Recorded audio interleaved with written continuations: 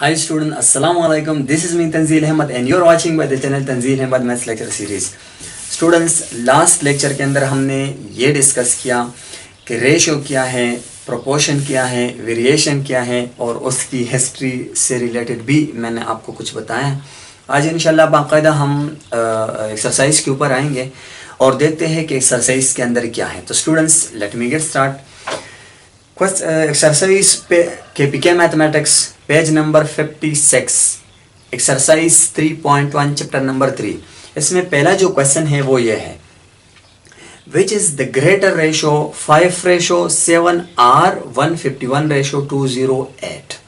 Mean कि इन दोनों में से ग्रेटर रेशो कौन सी है। तो हमने क्या करना है, हमने देखना है क्वेश्चन नंबर 1 और इसमें पार्ट नंबर क्या है, इसमें पार्ट नहीं, बस सही है, डायरेक्ट क्वेश्चन है।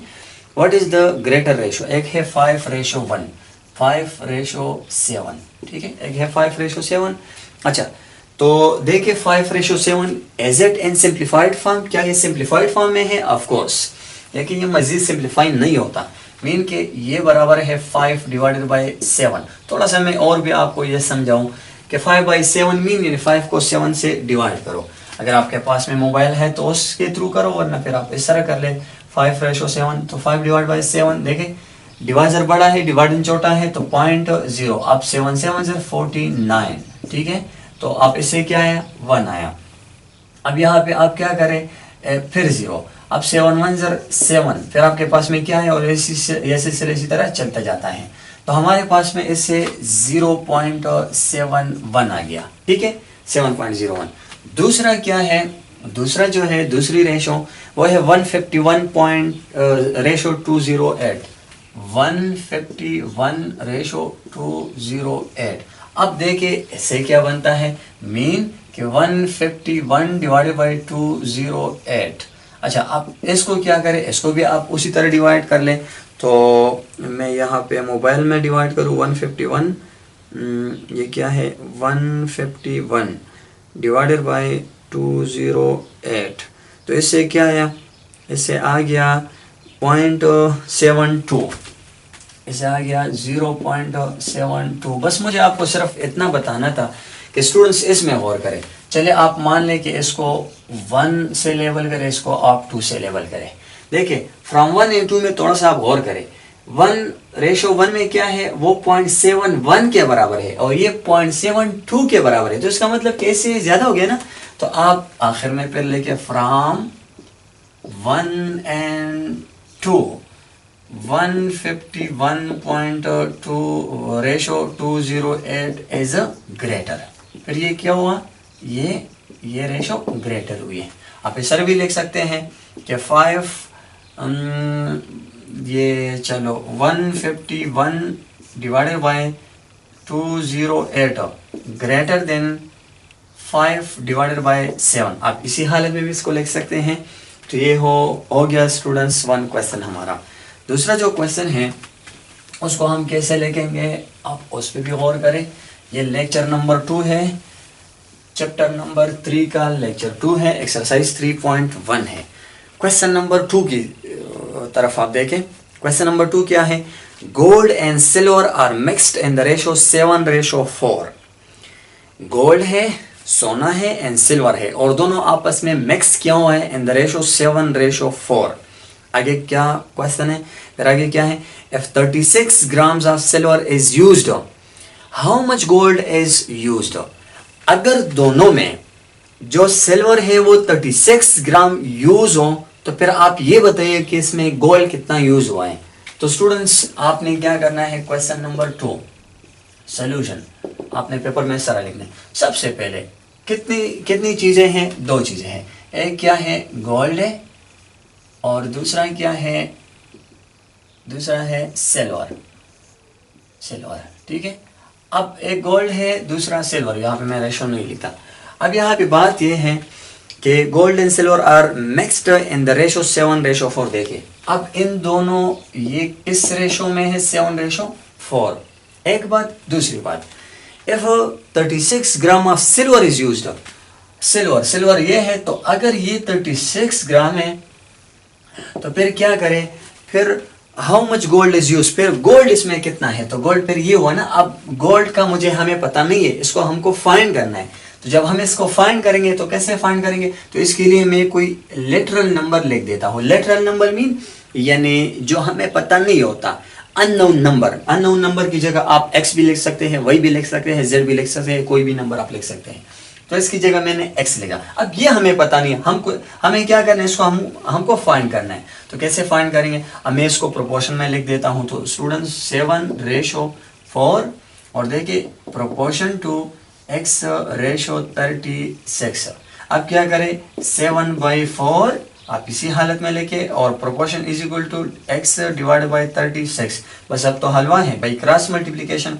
4x which is equal to 7×6=42, ठीक है, 7×6=42, 4 केरी 7×3=41, oh my god 41, 7×3=21, 21 और 4 कितना 25, तो इससे आ गया 252। अब मुझे तो x चाहिए ना, x मुझे आजाद है, x 4 यहाँ मल्टीप्लाई में है तो उधर डिवाइड में चला जाएगा।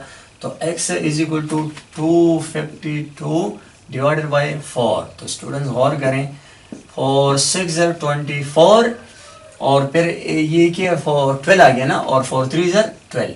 तो हमारे पास में x जो है ना 63 आ गया। तो गोल्ड हमारे पास में फिर 63 ग्राम होगा, ठीक है। तो ये भी आपने देख लिया कि फिर इसमें हमारे पास क्या आता है।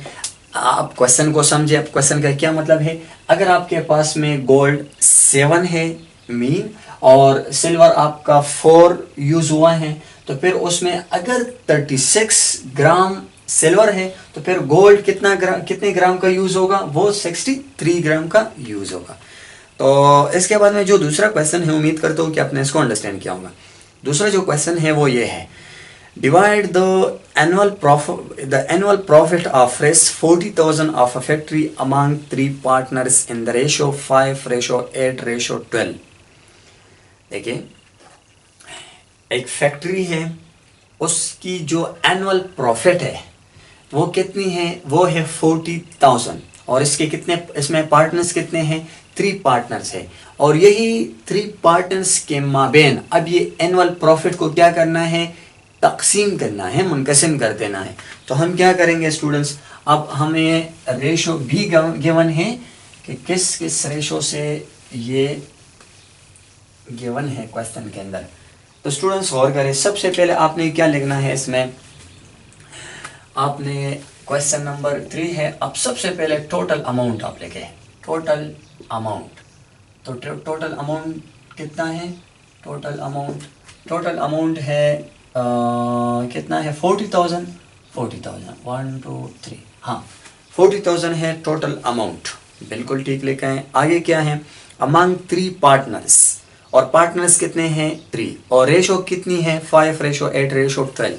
तो देखिए, तो मैंने अब दूसरा गिवन रेशो, अब गिवन रेशो क्या है, वो ये है 5:8:12। ये गिवन रेशो है 5:8:12, मैंने ठीक लिखा, हाँ बिल्कुल सही है। अब स्टूडेंट्स गौर करें, अब ये बस मेरा सोल्यूशन है, ठीक है। जैसे मैं डेटा इसमें से निकालूं तो बस ये सोल्यूशन भी है। तो अब क्या करें, सबसे पहले आप इस तरह कर ले, सम ऑफ रेशो आप करें कैसे, 5:8:12 विच इज इक्वल टू 20 और 25, ये सम ऑफ रेशो 25 के बराबर है। बस अब बहुत सिंपल, देखिए अभी आपको अगर ये देखना है कि फर्स्ट पार्टनर की रेशो कितनी है, फर्स्ट पार्टनर का जो पार्टनरशिप है यानी इस पूरे अमाउंट में उसका कितना हिस्सा बनता है। तो आपने क्या करना है, देखिए फर्स्ट पार्टनर, तो फर्स्ट, ठीक है, फर्स्ट पार्टनर इसमें देखिए फर्स्ट पार्टनर यहाँ पे 5 है ना, so 5 divided by sum of the ratio, ये फार्मूला मैं आपको लिखवा रहा हूँ, sum of the ratio multiply total amount कितना है 40,000, 1 2 3। अब इसको मैं ऐसा कर दूं, ठीक है। First partner divide by sum of the ratio multiply total amount. तो अब थोड़ा देखिए इसमें कैंसलेशन होती है। हाँ 25 1 जार 25, 25 16 जार 400। अब और ये जो 20 है ना ये ऊपर चले जाएंगे, ये यहाँ पर आ गए। अब 15 अच्छा ये देखें 16 5 जार 80 और ये 20। तो फर्स्ट पार्टनर का जो हिस्सा है वो कितना है 8000। इतना उसका हक बनता है पहले पार्टनर का। सेकंड पार्टनर देखिए, सेकंड पार्टनर ये है ना 8 divided by sum of the ratio multiply total amount 1 2 3 4। ठीक है, अब देखिए 25 1 जार 25, 25 16 जार 400, 20 ऊपर चले गए। अब देखिए तो 16 8 के साथ आप क्या करें मल्टीप्लाई करें। 16 मल्टीप्लाई 8 जब हम करते हैं तो 16 मल्टीप्लाई 8 तो इससे क्या है 128। 128 16 मल्टीप्लाई 8 128 और क्या है ये 20 अपनी जगह लेके। तो दूसरा कितना है वो 12800, ये दूसरे पार्टनर का हिस्सा है। अब थर्ड कितना है स्टूडेंट गौर करें। थर्ड क्या है ये 12 divided by 25 multiply 1 2 3 4, 25 1 jar 25 16 jar. अब 12 और 16 आपस में मल्टीप्लाई करें। सो 12 मल्टीप्लाई 16 इससे क्या है 192। सो इससे आ गया 192 और बाकी जो 20 है इसको अपनी जगह लेके। तो देखिए स्टूडेंट्स आप गौर करें ना कि जो पहला पार्टनर है उसकी निस्बत कितनी थी 5 ना।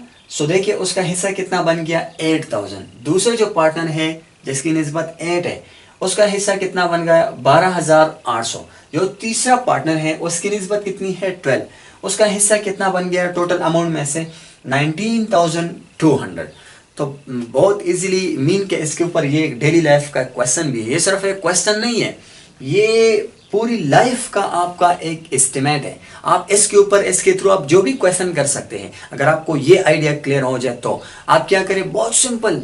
देखिए अभी आपका ये होमवर्क है मेरी तरफ से कि आपके एरिया में या आपका जो कारोबार जो भी आपका है उसमें फर्ज करें 2-3 बंदे हैं, तो आप क्या करें सबसे पहले आप अपनी निस्बत को लेके कि आपने किस मुनासिबत से आपने उसमें इन्वॉल्व किया हुआ है।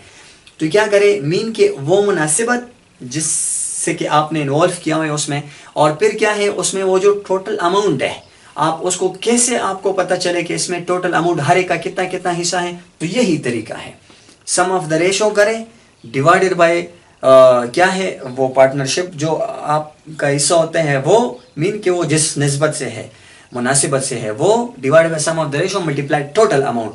तो आप इसके ऊपर कोई भी क्वेश्चन आप कर सकते हैं। तो स्टूडेंट्स ये क्वेश्चन भी हो गया। अब इसके बाद में जो क्वेश्चन नंबर 4 है उसी को भी लेके पढ़ते हैं। सो देखते हैं कि क्वेश्चन नंबर 4 के अंदर क्या है। क्वेश्चन नंबर 4 में ये है students, if 11 ratio x minus 1 is equal to 22 ratio 27 find the value of x। 11 ratio x minus 1 question number 1 ये सोल्यूशन है।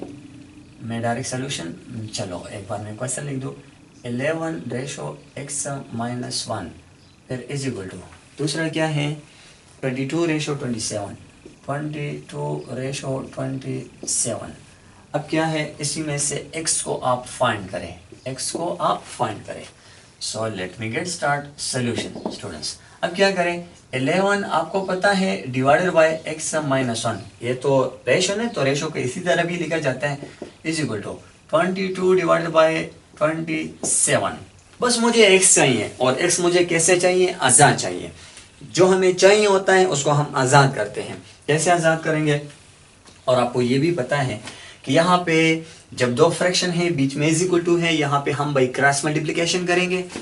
कैसे करेंगे देखिए 11 को इसके साथ और इसको इसके साथ मीन के इसको इसके साथ आप मल्टीप्लाई करेंगे इन दोनों को, यानी 22 इंटू एक्स माइनस 1 को और इज इक्वल टू ये इन दोनों को आपस में करेंगे यानी 11 मल्टीप्लाई 27। अब वो करें 22 एक्स माइनस 22 1 ज़र 22 ये हो गया ना। अब 11 7 ज़र 77 तो 7 आ गया, 7 यहाँ पे कैरी 11 2 ज़र 22 22 और 7 29, ठीक है, ये 297 बन गया। अब मुझे क्या चाहिए, मुझे x चाहिए और आज़ाद चाहिए। तो मैं धीरे धीरे इसको मैं आज़ाद करूंगा। कैसे मैं आज़ाद करूंगा, सबसे पहले यहाँ पे ये -22 है ना, तो जब मैं इसको उधर लेके जाऊँ तो ये प्लस में चला जाएगा।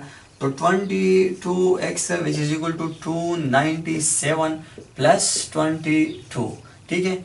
इन दोनों को आपस में ऐड करें, 22x, देखिए 7 into 9, 9 into 11 और 1 और 2 3, तो इससे 319 आ गया। मुझे x चाहिए, तो x मुझे आज़ाद चाहिए। x के साथ 22 मल्टीप्लाई में है, जब भी उधर चला जाए तो डिवाइड में चला जाएगा। तो और करें students, x is equal to ये क्या है 319 divide by 22।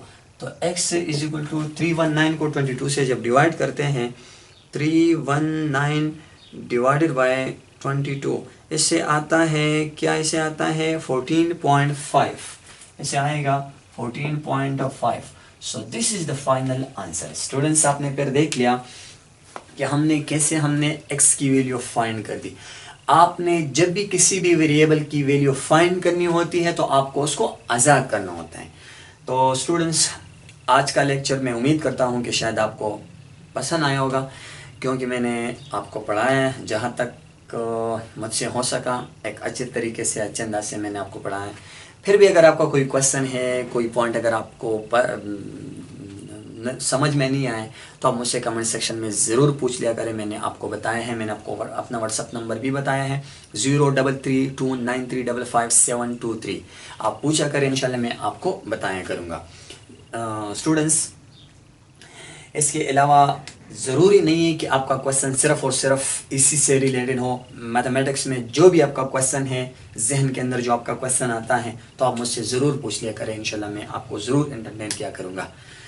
Wish you all the best. See you in the next lecture. अस्सलामु अलैकुम व रहमतुल्लाह।